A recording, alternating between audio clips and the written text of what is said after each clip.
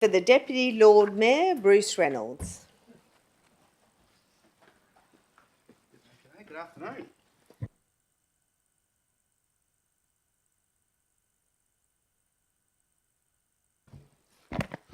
April 2025 agenda briefing session. I formally declare this session open at 5 p.m. Can I respectfully acknowledge the traditional owners and land which we meet, the Whadjuk people of the Noongar Nations, and pay our respects to elders past, present and emerging. It's a privilege to be standing on Whadjuk Noongar country. CEO, could you please recite the prayer?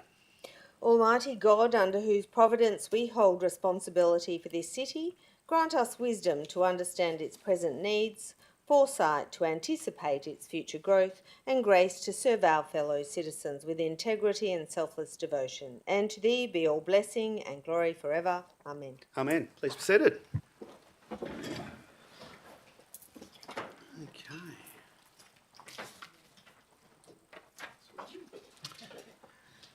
Ladies and gentlemen, please note that in accordance with the agenda briefing session terms of reference, this meeting is being broadcasted and the recording will be made available on the city's website following the meeting. In attendance, we have a full suite, which is fantastic. Councillor Bevan, Councillor Doshi, Councillor Gobbard, Councillor Gonsalves, Councillor Liza and Councillor Wellard. Do note that Councillor Coe is in attendance, but also on an approved leave of absence. So thank you for coming along, Councillor Coe. I also like to remind councillors to submit any applications for leave prior to the next week's ordinary council meeting. In addition, I welcome the CEO and all other officers and any members of the media or public in attendance. Can elected members please acknowledge they've had sufficient time to read and consider the agenda items presented today? All good. Also, just a reminder regarding mobile phones and emergency protocols, which I know that you're all across. Announcements. I do have a quick announcement today.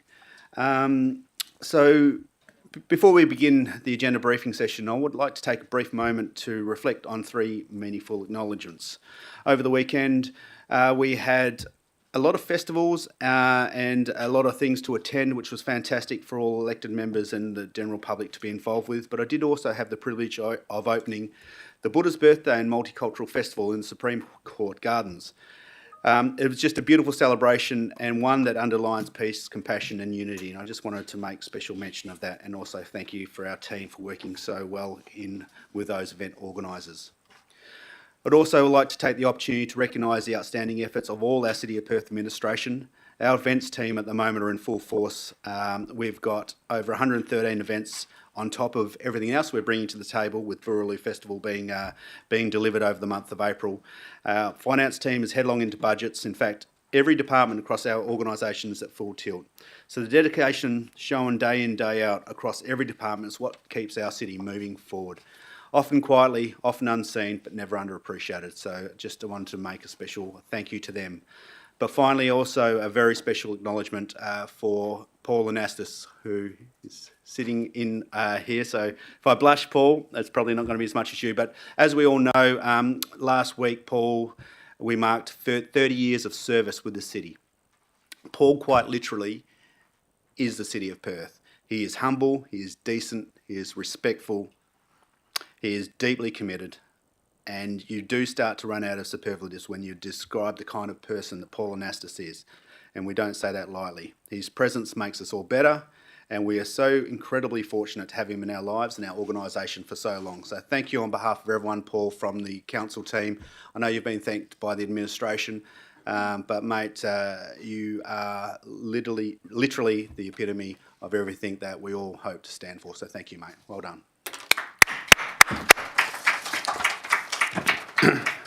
Okay, moving along. Where am I? Disclosures of interest. So moving on to item 5 on the agenda, disclosures of interest. CEO, have there been any disclosures received? Yes. DLM, The following interests have been disclosed. Councillor Catherine Leeser has disclosed an impartiality interest in item 11.1 for consistency and completeness, as she is a councillor on the Heritage Council of WA. Councillor David Gonsalves has disclosed an impartiality interest in item 19.2, as they live 200 metres away from Wellington Park on Bronte Street. And Councillor Catherine Leeser has disclosed a proximity interest in item 19.3, as she owns a property adjacent to a park. Just to amend my disclosure there, it relates to 19.1, 19.2 and 19.3, if I can clarify. Thank you, Councillor. Perfect. Thank you very much for that. Are there any disclosures of interest from the floor? We can move on to section 6.1, public questions. Are there any public questions? No, in fact, public questions will be handled next at the ordinary council meeting, so we can tick that one off as well. 6.2, deputations. CEO, are there any deputations? Yes, Deputy Lord Mayor, one deputation has been received speaking for item 19.1, notice of motion, safety and security, Wellington Square. Thank you very much, CEO. I'd like to now invite Ross Fitzgerald, who is speaking for recommendation in item 19.1, to please come forward. Ross, just be aware that there is a 5-minute limit for deputations, just so you know. With 1 minute to go, you'll hear a... And then after that 1 minute, you'll be chucked over the shoulder and someone will drag you out. No, I think you'll be fine 5 minutes. Go for it. Thank you. My name is Ross Fitzgerald. I live at 16 Victory Terrace in East Perth. I am here today to speak on behalf of the East Perth Community Group, of which I am Vice Chair. I'd like to thank the Deputy Lord Mayor, the CEO, elected members for welcoming me here to have a little say on what is 19.1 in the documentation. However, I too would like it to reference 19.1, 19.2, 19.3. There is little doubt that the informal gatherings of this season past, predominantly in Wellington Square, but extending beyond that on occasion, have been the worst experienced in recent years. Those most closely affected have every cause to be aggrieved and should reasonably expect better. The East Perth Community Group welcomes the promise of ongoing dialogue within and beyond the confines of these motions and implore elected members to continue seeking acceptable and workable solutions, ensuring residents the quiet enjoyment to which they are entitled in the foreseeable future. Thank you very much. How are we doing for time? In actual fact, you've got 4 minutes. Can you just, what do? They say pattern the business. Does anyone have any questions for Ross? No, thank you, Ross. That's fantastic. Thank you very much. Just before you go, can you do us a favour and just turn that little button off, just in case we get reverberation? Appreciate that, mate. Thank you. Good to see you. Okay, ladies and gentlemen, we move to items 7 and 10. All those items will be dealt with at the ordinary council meeting next week.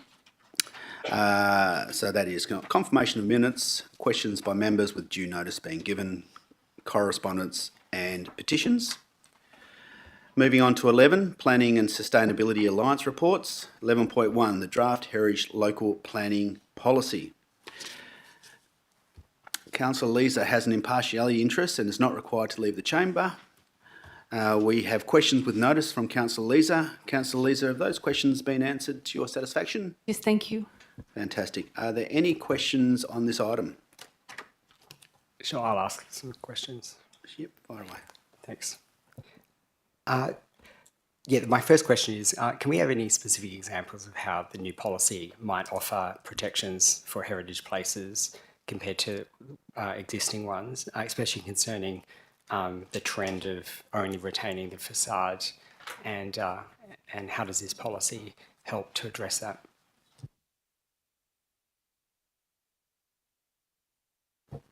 Thank you for the question. Through to the CEO.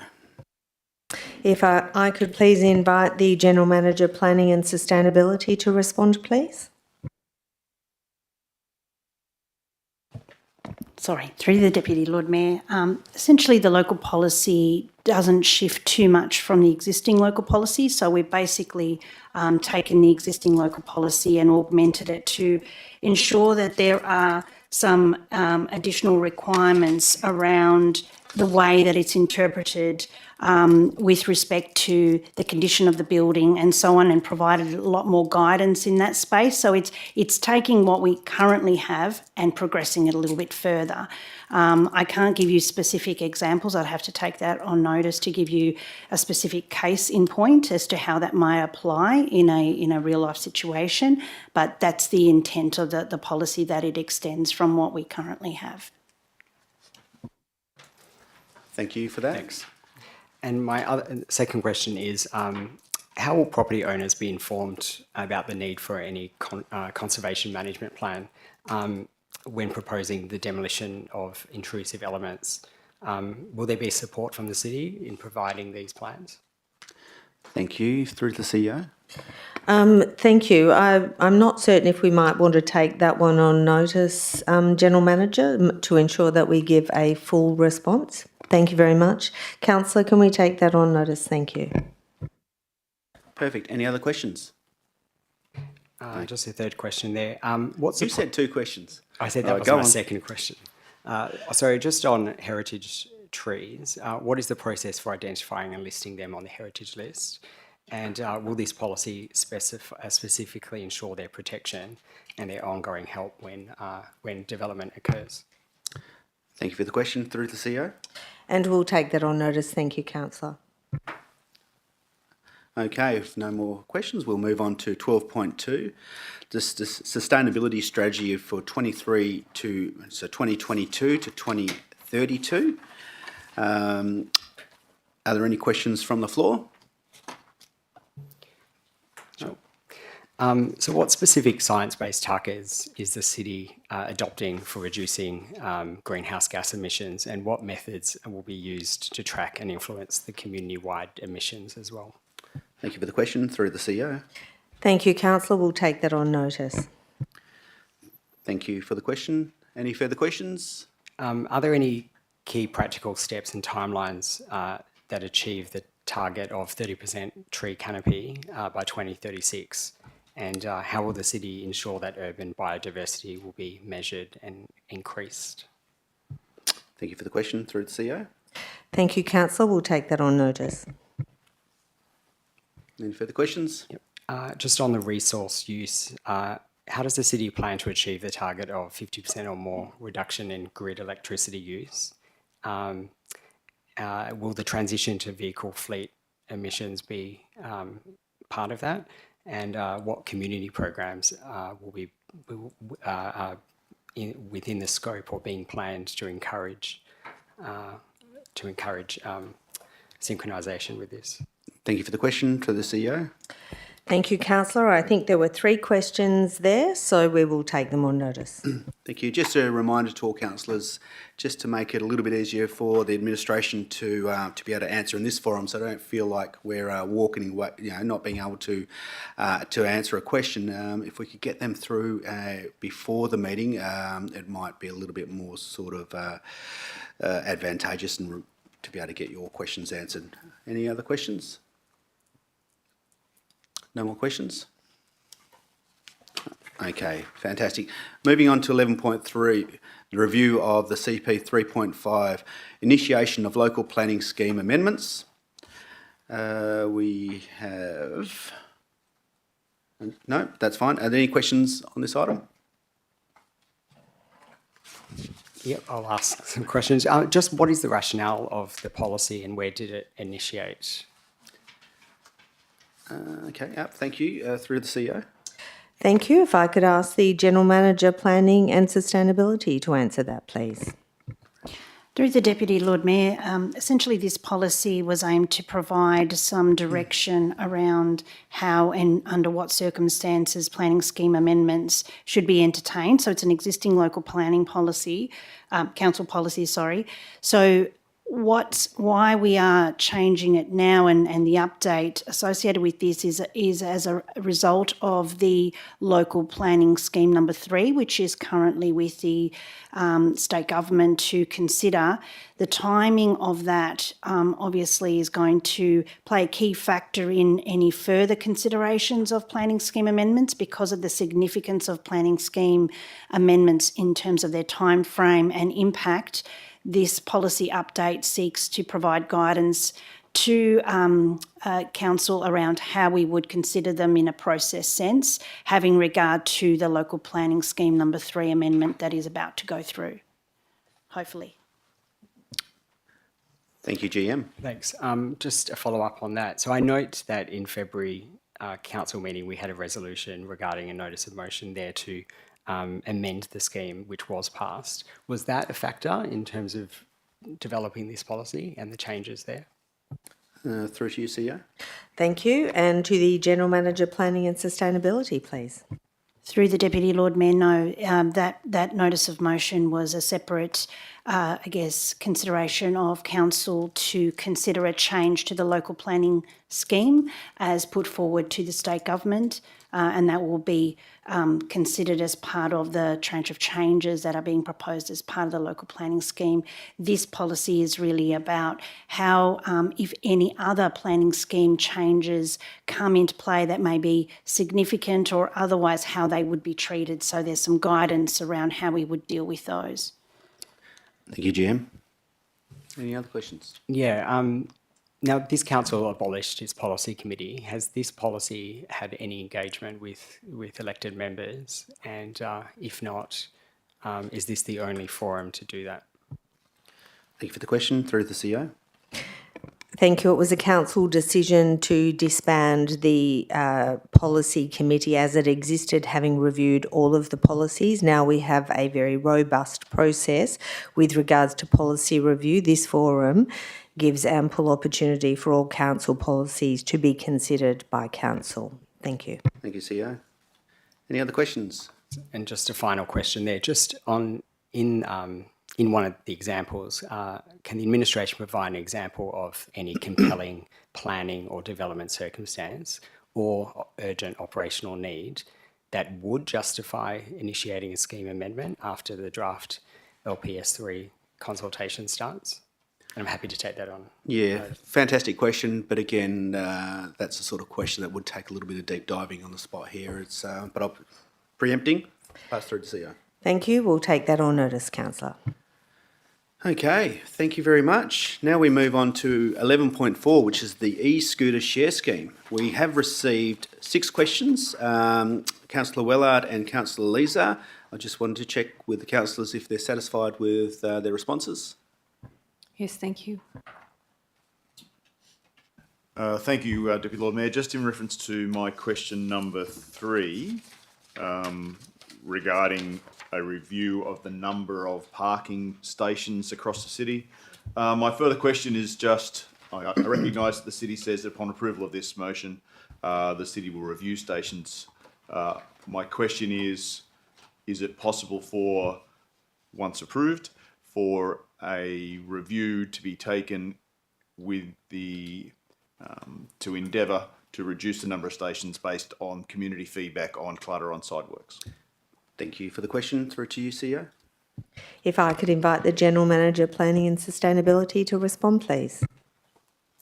Through the Deputy Lord Mayor, the short answer is yes. That can be can inform the tender documentation, which is currently being finalised to go out to procurement, in terms of requesting anyone that responds to that brief to look at that as a criteria. Thank you, GM. Thank you. Okay, thank you. Any further questions from the floor? Councillor Doshi. Thank you. Through you, Deputy Lord Mayor. I have 3 questions. My first one is, has the administration reached out to the tourism sector when you've been collating the information for our report, which I say thank you for, as well as, I know that a lot of the stats were from the City of Perth residents and locals, especially East Perth, but do we have anything outside of that realm?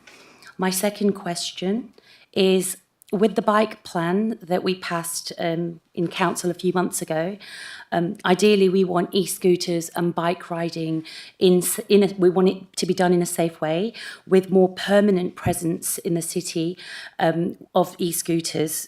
If we decide to go ahead with it, we'll need to provide a more safer, separated infrastructure. Do you think the new bike plan will assist with better safety on city paths for pedestrians? And my final question around this is, so $569,319 excluding GST has been generated from the trial of e-scooters. Should we cease to have the scheme in the city, what approximate percentage increase would that mean for ratepayers in their rates? Thank you. Okay, thank you for the questions. 3 there. Are you okay with them all? Pass it through Thank you, CEO, Deputy just Lord whether or Mayor. not- I think I saw 4 questions there, but I could have miscalculated that. If we could take them on notice, that would be great. Thank you. Perfect, thank you. And Councillor Coe? Yeah, thanks for that. Did we end up contacting St John's Ambulance for the data? Is it in there, is it? Couldn't. Yeah, sorry. Yeah, thank you. We'll pass through to CEO. Okay.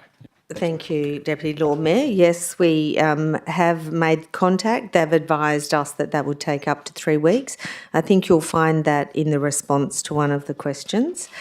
If you'd like more detail, we can provide, or does the question sufficiently answer that? Thank you, Councillor. Okay, any other questions? Councillor Gonsalves? Yeah, I just wanted to know, and I'm happy to have this on notice as well, that whether there's any technology in the next phase of this scheme that could improve enforcement of safety rules, like mandatory helmet use and preventing tandem or 2-person riding. Thank you. Through to you, CEO. Thank you. We'll take that on notice. Okay, thank Thanks. you. And sorry. just 2 more follow-up. Just on how will the city collaborate with neighbouring councils to ensure that we've got a smooth and consistent experience for users, and are there ways that we're already doing that with the City of Vincent and others? Thank you. Through to you, CEO. Thank you, Deputy Lord Mayor. Yes, we do actually have a very constructive relationship with all of our inner city CEOs, and actually the City of Perth, as the largest user, is working very constructively with our other surrounding cities. Through this collaboration, we may see other inner cities that currently do not have the scheme enter into the scheme. There is an enthusiasm for all of the inner city councils that have scooters or may have scooters into the future to ensure that we have a process that they might also utilise and go through their own procurement process, but having some consistency in the scooters or the providers is also beneficial. And just a last question there. Is the city considering any cost incentives as part of this scheme to make sure that this scheme provides for affordable and attractive transport options for residents? People have often complained that that it is unaffordable. Is that being considered? Thank you, Councillor. Through to you, CEO. Thank you, Councillor. We'll take the question on notice that it relates to residents and making it affordable for residents. Thank you. Okay, thank you. Well, I think that rounds out that item. Moving on to item 12, Community Development Alliance Reports. There are nil. Item 13, Infrastructure and Operation Alliance Reports. 13.1 is the transition to the 3-bin FOGO service. We have had 1 question on notice. Thank you for that, Councillor Wellard. Has that been answered to your satisfaction? Through you, Deputy Lord Mayor, that has been answered. Thank you. Beautiful. Thank you very much. Any other questions from the floor? Yep. Just, is there any strategy and timeline for rolling out FOGO to multi-unit dwellings? Thank you for the question. Through to you, CEO. Thank you, Deputy Lord Mayor. We did have the briefing the other day where we talked about that being a lower priority, but maybe if I could, due to the complexity, if I could invite the General Manager, Infrastructure and Operations to answer. Thank you. Thank you. Thank you. Through you, Deputy Lord Mayor. We will commence, as the paper says, with the single unit dwellings because we fully understand the contents of the bin, and therefore we are confident that we can roll that out. Where we aren't confident is with the multi-units because of contamination of the bins. The census data tells us that in the City of Perth, the turnover of apartment living is 40% of apartments turnover within a year. And with that comes that complexity of educating people that live in the multi-unit dwellings as to how they may respond to support the FOGO outcome. So what we propose to do, so there's no timeline. The first thing will be to co-opt those apartment buildings that would be interested in progressing with FOGO, and we'll do it on a building by building basis. We won't roll it out as a full on thing for multi-unit dwellings. It's just too complicated. If we supply contaminated material to the FOGO processing plant, they will then send that directly to landfill, and we'll incur penalties, so it'll be counterproductive. So that's the process. I can't give you a timeline, but we certainly, once we've got the single unit dwellings up and running, we will then turn our focus to how we get multi-unit dwellings going. Thank you. Thank you, GM. That makes sense. Any further questions? That's a no. Okay, moving on to item 14, which is the Commercial Service Alliance reports, which we have nil. Item 15.1, the monthly financial statements for February 2025. We haven't received any questions with notice. Are there any questions from the floor? Thank you. 15.2, schedule of accounts for 2025. No questions with notice. Are there any questions from the floor? Yeah, I've got just a question. Just one second. there. Councillor Doshi was first. sorry. Councillor Doshi.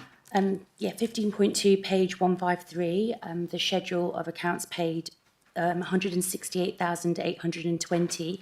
A payment was made for the Birack concert 2025. Can I ask approximately how many people attended this year, and how does this compare with previous year's attendance and costs? Thank you for the question. Through you, CEO. If I could initially ask the General Manager, Activation and Engagement to answer that question, please. Thank you. Through you, Deputy Lord Mayor. This year we had 3,500 people attend the conference, and the cost to deliver the conference was $250,599. Compared to last year, we had 6,000 people attend the concert, and a cost of $227,843. The year before, 2023, we had 10,000 people attend the concert at a cost of $220,000. Thank you, GM. Councillor Doshi, any further questions? No, thank you. Councillor Gonsalves. Thanks. Just referring to page 134, it is there in item.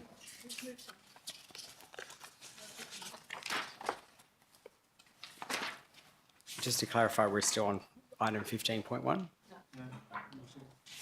Sorry, mate, didn't hear your question. Sorry, are we still, which item are we on at the moment? We're on 15.2. We've gone through 15.1 already. Yeah. So 15.2, do you have any questions on that one? No. Okay, thank you. No more questions. Councillor Doshi's got another question, follow up. Thank you. Thank you through you, DLM. My next question is regarding 15.2 page 174 in relation to the graffiti. So 2,257.22 has been paid out in February for removal.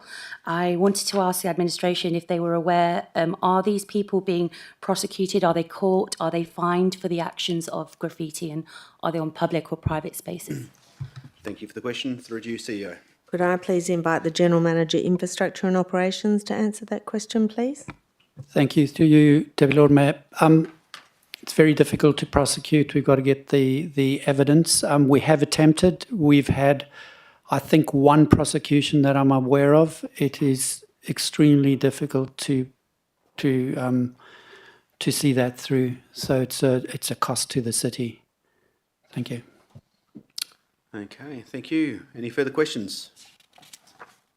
Okay, I'm moving to 15.3, the Corporate Business Plan, Quarterly Progress Report 3. There have been no questions on notice. Do we have any questions from the floor? So no. 16, Engagement and Activation Alliance Reports. There is no reports. Item 17, CEO Alliance Reports. There are no reports. Item 18, Committee Reports. There are no reports. Item 19, motions for which notice has been given. 19.1, notice of motion for the safety and security of Wellington Square. There are no questions on notice. Does anyone have a question on the floor regarding that item or that motion? Okay, moving on to 19.2. Notice of motion activating of Wellington Park. Does anyone have any questions from the floor? Just noting that Councillor Gonsalves has an impartiality interest, but is not required to leave the chamber. No questions from the floor. 19.3, City of Perth Public Park Seasonal Visitor Usage and Community Safety. Councillor Lisa has disclosed proximity interest and will be required to leave the chamber if there are any questions. And also Councillor Gonsalves has mentioned that he does have an impartiality interest, but he's not required to leave the chamber. Do we have any questions from the floor? Okay, that's fine, thank you. Item 20, matters for which the meeting may be closed, which there are none. Urgent business, there isn't any, but a little quick footnote. The CEO did pass me a message just to underline the fact that the Boorloo Festival is not the events team, so apologies for that in my opening statement. It's the community development team, culture and arts, and again, underlining what an amazing job that they are doing with everything that they're working on at the moment. With no further business, ladies and gentlemen, I now declare the agenda briefing session closed at 5.31, 31 minutes past 5 o'clock. Thank you very much. Thank you. Could you all please rise for the Deputy Lord Mayor, Bruce Reynolds?